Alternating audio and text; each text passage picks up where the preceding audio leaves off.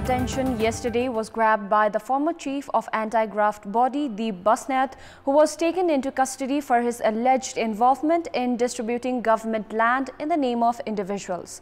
The government has finally shown some courage to dig deep into the case now infamous as Lalita Niwas land scam. Good morning, I'm Sarah Chitrakar and these are the headlines of the hour. The Special Court remands former Chief Commissioner of CIAA, the Busnet, into judicial custody for trial in the infamous Lalita Niwas land scam. The Standing Committee meeting of the ruling NCP postponed until this Wednesday. The meeting of the Constitutional Council also deferred. The sugarcane farmers compelled to come to the capital to protest after not receiving payments for their produce during the past 4 years. And Arsenal's poor run of form continues as they go down to Burnley. Liverpool settle for a 1-1 draw against Fulham.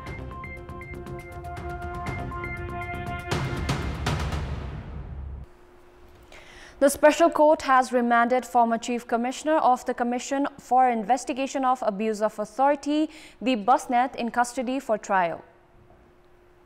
The Special Court directed to remand former Chief Commissioner Busnet to judicial custody in connection with the infamous Lalita Niwas land scam. The anti-corruption body had filed a case at the Special Court alleging Busnet for tabling a proposal at the cabinet to transfer the government land in the name of individuals during his tenure as secretary at the Ministry for Physical Planning. Following the Special Court's verdict, former Chief Commissioner Busnet has been remanded in custody at the capital's Dili Bazar prison. The joint bench of Special Court Chairman Prem Raj Karki and Judge duo Abdul Aziz Musalman and Nityananda Pandey issued the verdict yesterday. The corruption watchdog CIAA has charged former Chief Commissioner Busnet for causing loss of more than 90 million rupees for the government and demanded the same amount of fine and imprisonment of 8 to 10 years. This is the first time that an official who had served as the chief of an anti-graft body has been remanded on corruption charges. Around 175 individuals have been charged in the Lalita Niwas land scam. The Standing Committee meeting of the ruling Nepal Communist Party has been postponed until 16th of December. The meeting, which was initially scheduled to take place at the party headquarters in Dhumbarai, was later held at the Prime Minister's official residence in Balwatar upon the request of Prime Minister KP Sharma Oli himself. The meeting was postponed, passing a condolence motion upon the death of Central Committee member and former Nepalese ambassador to South Korea, Kaman Singh Lama. Premier Oli, who had skipped the meeting held at party headquarters in Dhumbarai last week, attended yesterday's meeting. Earlier, Prime Minister Oli had sent a letter to the Standing Committee saying that he would not attend the meeting until Executive Chairman Dahal withdrew his proposal. The Standing Committee meeting had sought a deadline of 7 days, saying that efforts would be initiated in this period to bring the two opposing factions to an agreement. However, no such initiatives were taken during this time to bring the two warring factions to a consensus.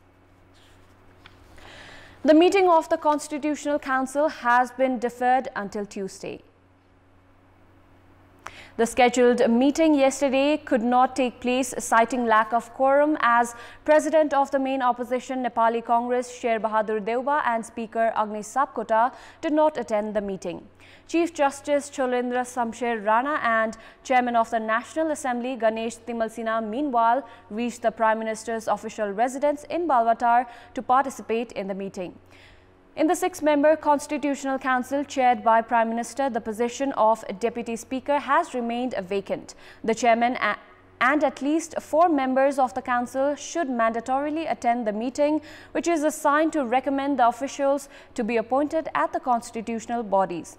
However, the Constitutional Council meeting had not materialized in the past 1 year due to differences in power sharing in national politics. Almost 4 dozen positions at 11 constitutional bodies are currently vacant. Prime Minister KP Sharma Oli has summoned the next meeting for tomorrow. During the ongoing peak harvesting season of sugarcanes, farmers have stopped their work and have come to Kathmandu to protest after not receiving payments of 900 million rupees for their sugarcanes which they had sold during the past 4 years. Industry Ministry Lekhraj Bhatta meanwhile has started informal talks and has called both the farmers and industrialists for a meeting today. We have more in this report. Gagandev Rai, a 70-year-old farmer from Sarlahi, has come to Kathmandu along with other farmers to protest as sugar industries have been making various excuses to clear their payments.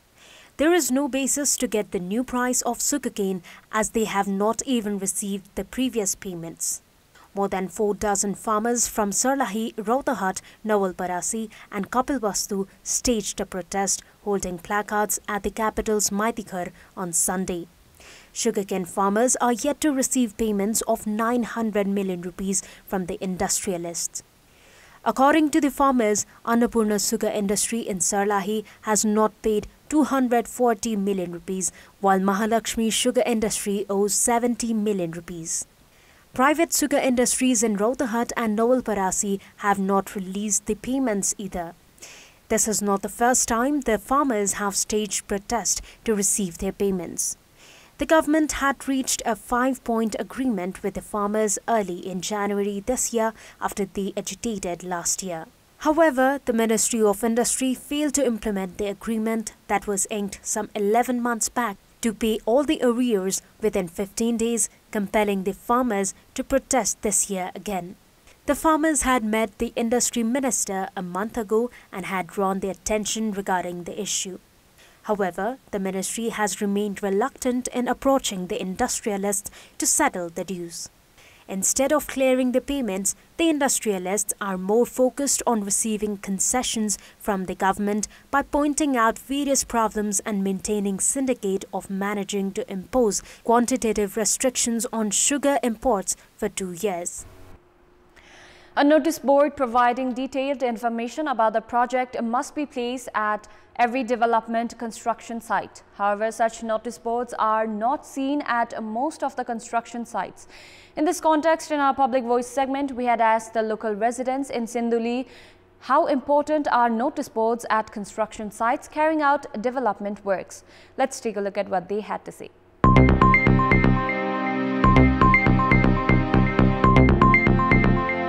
सूचनाको board राखेर काम गर्नुपर्ने हो विकास निर्माणमा चाहिँ जुन चाहिँ यहाँ सूचनाको board राखेर काम गरेको छ नि त्यो चाहिँ हामीले कसरी थाहा पाउने अब कति बजेट लाएर काम गरेको कहाँ विकास निर्माणहरु भइरहेको छ त्यो चाहिँ हामीले थाहा पाउन सकेन कति लाखको योजना हो यो कुन कुन के काम छ त्यो कुराहरु चाहिँ जनताले पनि सोधे आउँदैन र ठेकेदारले पनि केला राख्नु पर्यो त भन्ने हिसाबले पनि नराखेको हो कि तर राख्नुपर्ने बाध्यकारी व्यवस्था चाहिँ गर्नु पर्यो यतै विकास निर्माण भएको छ यतै निर्माण भएको छ तर कहीँ पनि बोर्ड देखिँदैन स्थानीय निकायको चाहिँ अलिकति एउटा चाहिँ अनुगमनको कमजोरी पनि भएको होला समितिहरुले किन राखेन भन्ने विषयमा चाहिँ मलाई के लाग्छ भने अब उनीहरुले चाहिँ अब त्यो भित्र जनतालाई जानकारी नदिएर भित्र चाहिँ केही गर्न खोजे हो कि काम सकेपछि अन्तिममा मात्र जनतालाई चाहिँ सूचना दिने गरिन्छ कि यो काम चाहिँ यति लाख हो यो काम गर्नुपर्ने भनेको अन्तिममा मात्र सूचना दिन्छ यसको चाहिँ मुख्य उद्देश्य के हो भने यो आर्थिक चलखेल अनियमिततामाथि पनि एउटा प्रश्न चिन्ह हुन सक्छ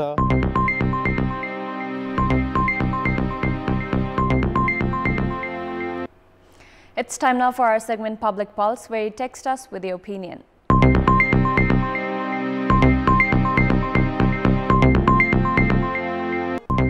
Here's the question: why have sugarcane farmers been compelled to agitate in Kathmandu every year to receive their payments? Your options are A. High-handedness of industrialists, B. feeble regulation, and C. industry in crisis. The voting is on. Type NEWS, select your option A, B or C and send it to 34001 to share your opinion with us. And time now for our special segment, Off the Beat.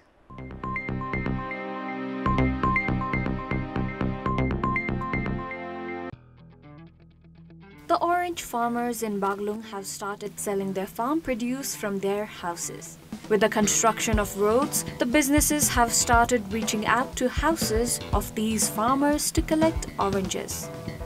Orange farmers in Baglung's Bihu, Sigana, Hatia, Harichor, Narithati, Tityang, among other places, have started selling their oranges from the farm itself. The farmers earlier used to carry the oranges in doko, a traditional basket carried on the back, all the way to the district headquarters. However, the newly constructed roads have facilitated the farmers to sell their oranges with much comfort. The local agriculture office says that a single village is found to sell oranges worth 50 million rupees annually.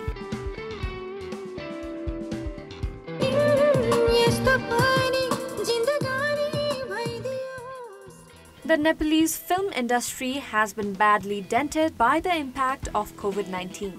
However, with hopes that the situation will soon normalize, film shooting activities have intensified in Ilam's tourism spots. Ilam has long been dubbed as a natural studio for its breathtaking landscape. A Nepali cinema, Krishna Leela, is being shot at Ilam's Panitar, Kanyam, Antu, among other locations. The shooting unit feels that the country will soon overcome the pandemic and things will normalize.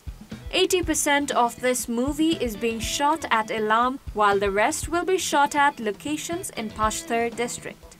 A number of Nepali cinemas have already been shot at these locations in Ilam and also Pashthar. In recent time, Ilam has especially become a hub for shooting Nepali cinemas. The scenario is also expected to boost the country's tourism sector. This is Sarah Chitrakar for our special segment of The Beat and Kantipur News Desk.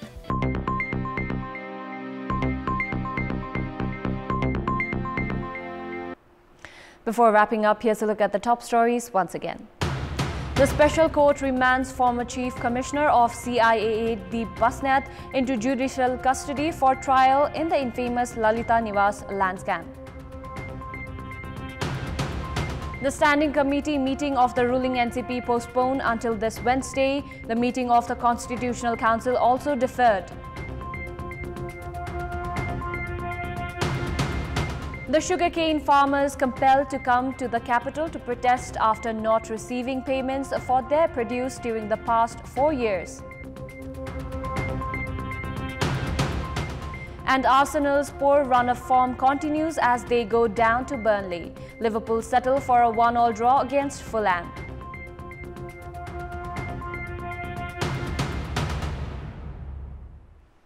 That's all for the moment. Thank you for watching. Have a good day.